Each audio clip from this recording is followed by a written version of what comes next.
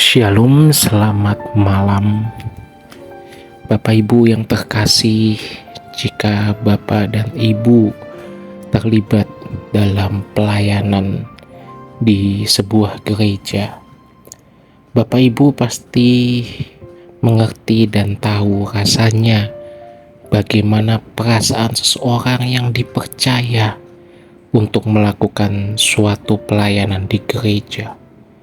Pertama kali ketika ditunjuk sebagai pelayan, apapun jabatannya, baik itu usher atau penerima tamu, kolektan, ya, orang yang mengedarkan kantong kolektor, pendoa, apapun itu, tidak harus pelayanan yang wah di depan mimbar. Itu pasti ada rasa bangga dan senang. Wah, ternyata saya dipercaya oleh gereja ini, oleh pendeta, oleh gembala sidang atau gembala jemaat. Saya dipercaya pelayanan ini, saya akan melakukan sebaik-baiknya. Pasti itu perasaan yang kita rasakan ketika pertama kali ditunjuk sebagai pelayan, ya, dalam suatu gereja, jemaat atau persekutuan. Sekecil apapun jabatan pelayanan yang diberikan kepada kita itu. Tetapi lambat laun ketika kita sudah mulai terlibat dalam suatu pelayanan, kita baru mengerti bahwa ternyata ada jabatan-jabatan pelayanan tertentu atau posisi-posisi pelayanan tertentu yang terlihat lebih terlihat lebih terpandang, ya, atau bonafit dibandingkan dengan pelayanan lainnya. Dan orang-orang yang sudah lama menjadi pelayan di suatu gereja itu ternyata mengincar posisi itu. Ada posisi majelis, diaken, penatua mungkin, ada posisi pendoa syafaat, pemimpin pujian, singer, choir, pemusik, ya, apalagi yang pembawa firman. Wah, itu jabatannya terasa lebih terpandang dibandingkan dengan pelayanan lainnya. Dan ketika kita semakin masuk dalam pelayanan, mungkin semakin dipercaya, kita akan mulai melihat politik-politik dalam gereja.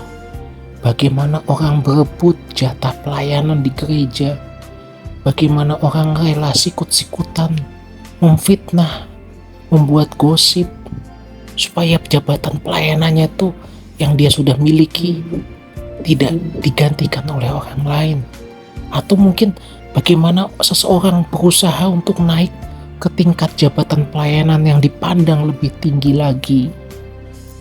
Dan itu politik itu nyata. Politik itu benar-benar terjadi dalam gereja. Terlebih gereja di mana gembala jemaatnya itu memiliki pengaruh atau kekuasaan yang nyaris tidak terbatas, yang kalau seseorang mau jadi pelayan harus ditunjuk oleh sosok tertinggi di gereja lokal itu. Ya, ada gereja yang bersifat sentralisasi dari sinode pusat, ada juga yang desentralisasi atau otonom. Yang otonom ini biasanya orang akan melakukan segala macam cara supaya terlihat menarik di mata gembala jemaatnya, dan ia bisa ditunjuk untuk posisi pelayanan yang ia inginkan. Sebegitu rendahnya, ya, politik-politik di gereja yang menurut saya tidak jauh beda dengan politik di luar dengan segala macam cara. Kadang-kadang gembala juga kurang bijaksana menentukan jatah pelayanan di gereja. Mungkin punya pemimpin pujian favorit, itu terus ditunjuk, pemusik favorit itu terus ditunjuk, sehingga lambat laun pelayanan kehilangan makna yang sebenarnya. Orang pelayanan hanya karena dekat dengan pemimpin jemaat, orang pelayanan hanya karena mencari posisi-posisi yang menguntungkan orang tersebut. Dan akibatnya lama-lama gereja dengan pola seperti ini akan kehilangan pelayan-pelayan yang terbaik. Jangan sampai kita berebut jabatan pelayanan. Pelayanan sejati adalah ketika kita melayani perasaan Tuhan dan kita menyenangkan hatinya. Amin. Tuhan Yesus memberkati.